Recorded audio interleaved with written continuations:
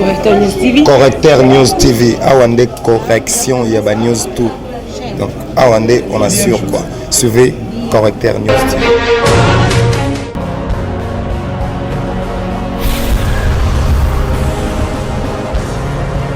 S'abonner massivement. Tu as vu Correcteur News avec Yemoko Rachou. La caramel. Check, c'est pas pareil. Ok, bonjour à tout le monde, merci beaucoup. C'est Yokasson, vraiment aujourd'hui nous sommes très inquiets à ce qui s'est passé au niveau de l'Assemblée nationale. Nous demandons maintenant que le président donne l'ordre pour la dissolution de l'Assemblée nationale et de la Sénat. Par rapport à ce qui s'est passé, on a voté nuitamment. C'est inacceptable. C'est pour cela, nous, les combattants de l'IDPS, et moi-même, l'ambassadeur de tous les parlementaires debout, nous exigeons que l'Assemblée nationale soit dissoute. Donc, c'est maintenant où nous devons nous débarrasser avec ce genre de personnes, le FCC et la MOCA.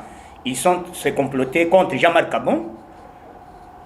Nous disons, c'est fini la coalition FCC Cash. C'est fini, c'est maintenant ou jamais.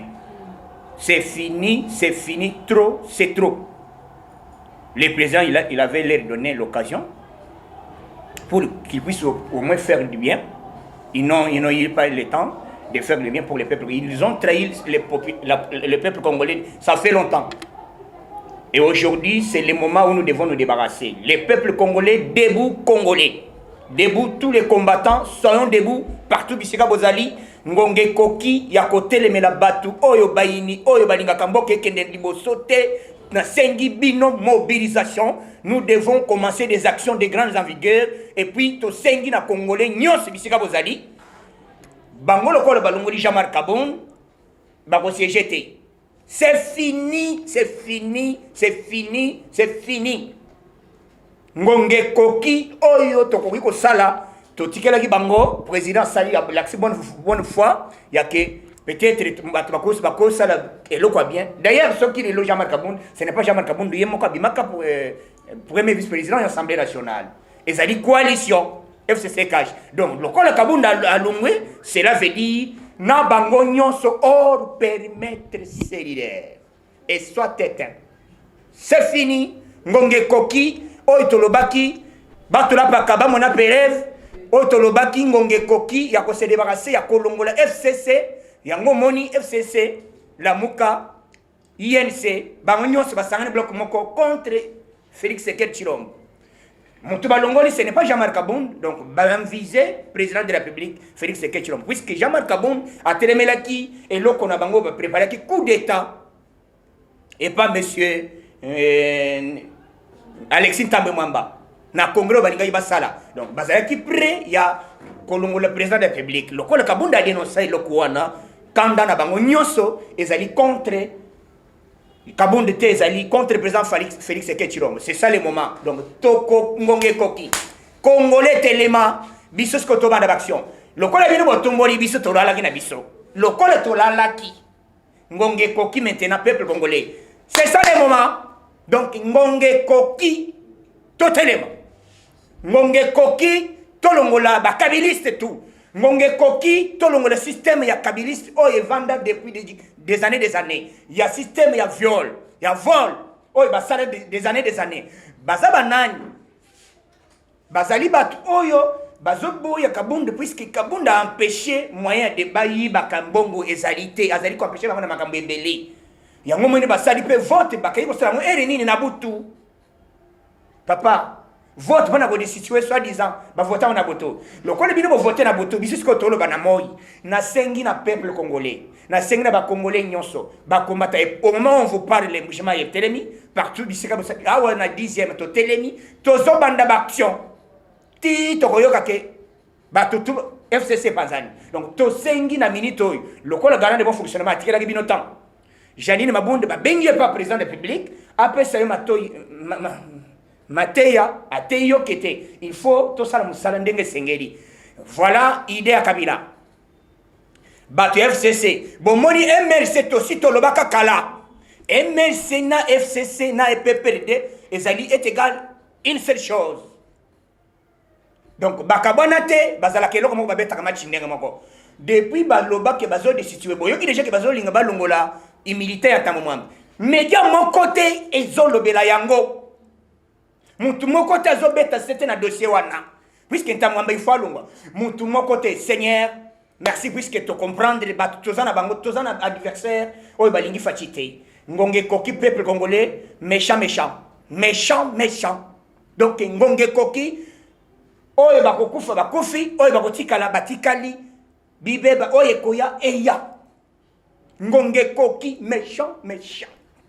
Kabunda lungwe tolobi pona kabunda te puisque dès lors kabunda lungwe c'est la vie de coalition EKI. Le coalition EKI tozo bandela maintenant dissolution ya l'Assemblée nationale na Sénat président biso tozo somba cadena à partir d'aujourd'hui tozo banda action ya makasi lokole bango batumboli biso moment oyo ba profiter ya likambo ya coronavirus oyo ya intelligence biso pe tolobi to croiser les bras te tozo banda siko action tozo kita sur terrain to ko banda comment ko sala ndenge nini ya ko empêcher problème na bango ya ténèbres. Ce sont des gens animés de mauvaise foi, ce sont des sorciers. Ce sont des gens qui ont pillé ces pays, laissé les pays par terre. Ce sont des gens qui ont tué des gens, massacré le peuple congolais des années. On en a marre. Fini match. Totelemi lokola motumoko, lokola bino boluki biso, ngonge koki. Boyoka kayi de pese malari boso. Lokola bino bo profiter biso na confinement. Nyata bortoleka. Donc c'est ça le moment. Tosenga kitolo kabino silence ya président de la République.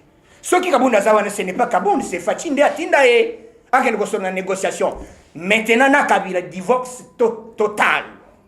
Divorce consommé. Kabila ya lisusu na selete. Kabila biso na orange. Koyate. Soko imura onya bakanga yo. Koyate bino na biso na bino tokabani.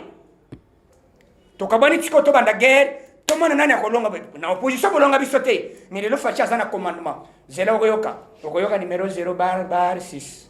Bar Félix Chilombo. Bar chef de l'État. Par rapport à l'incident qui s'est déroulé au cycle de l'Assemblée nationale, voilà l'ordonnance signant numéro 0 bar 6 est suspendue jusqu'à nouvel ordre l'Assemblée nationale. Les Griokani. Donc, Bakangi Yango. Tobandeli Masolo et puis gouvernement. C'est pour cela bientôt encore. Ordonnance, c'est pour bientôt. Fatih Beton, merci puisque vous êtes excellents, puisque Mayele Nayo Zanango et mon ami. Vous avez une expérience, vous avez une Afrique. Donc, tu comprends que tu as une coalition. Peuple congolais, tu as témoin. Tu as été vraiment tu travailles là-bas. Et caméra a trahi officiellement. Bomoni yango 100 jours étouffé. Bomoni maintenant tu as une coalition pour te Kamamboka. Bomoni comment? Monsieur Nani Madame plutôt. Madame Mabunda ya Mabunda.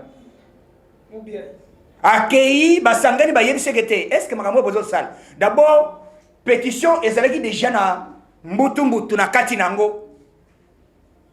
Bakei basangani ba préparer loko. Ah lokolo basali boy to benga na kabundu.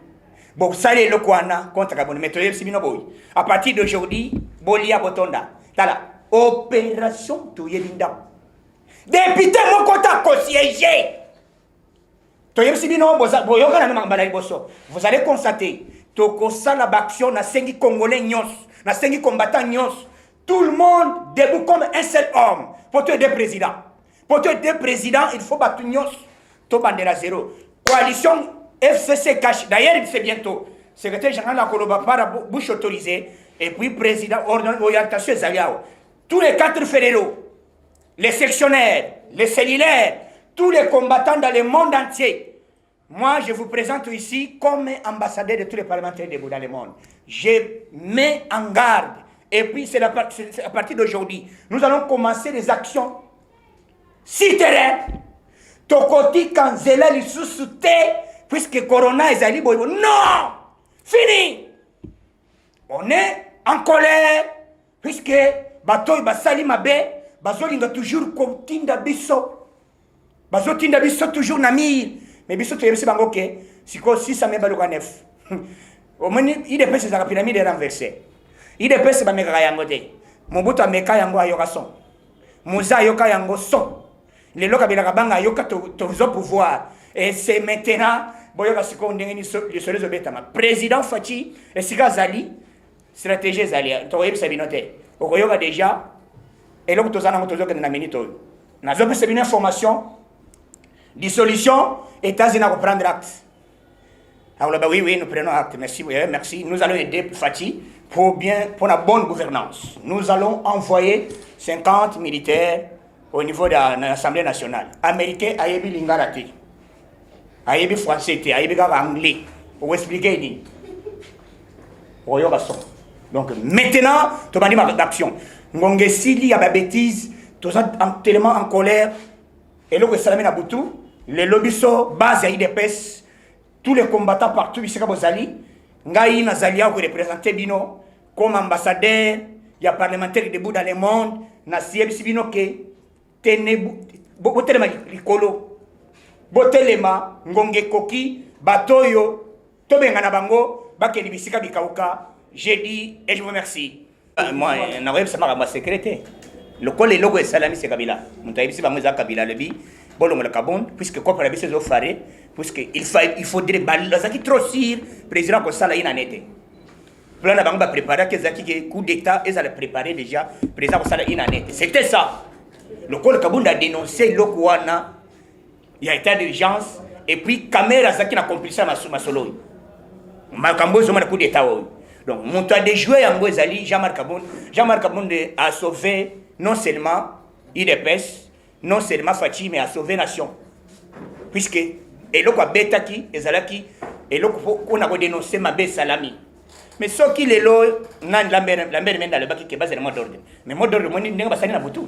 Baké vous votez boutou. Cela veut dire, accepter mot d'ordre na bango, oh, et zalaki, pesa qui bamuna Joseph Kabila. Biso, na ebsibino ke, information na moment oyo, biso na Kabila, orange.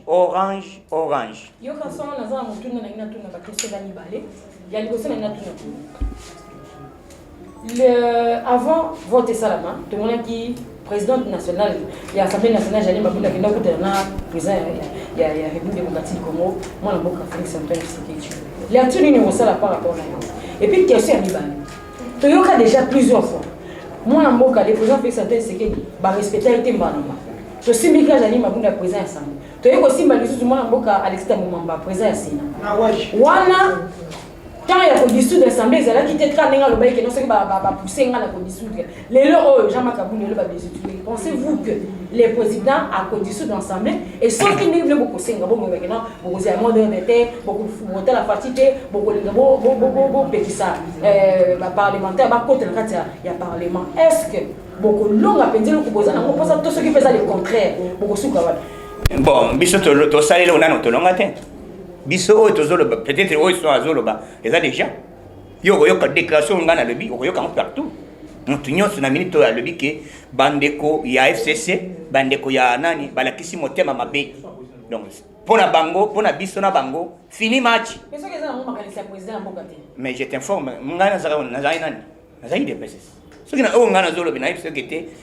je sais quoi, j'ai dit, je parle. Coalition et Sili. À partir d'aujourd'hui, mon côté, puisque mon chef, il y a délégation à la coalition, c'était Jean-Marc Kabongo. Mais rencontre-moi. Écoutez, madame, le col la coalition, mon délégué par le chef de l'État, c'est Jean-Marc Kabongo. Le col de coalition Zali.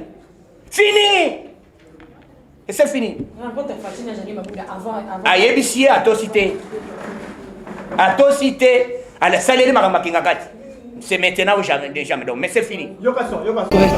Correcteur News TV, Awande correction, il y a News tout. Donc, Awande, on assure quoi. Suivez Correcteur News TV.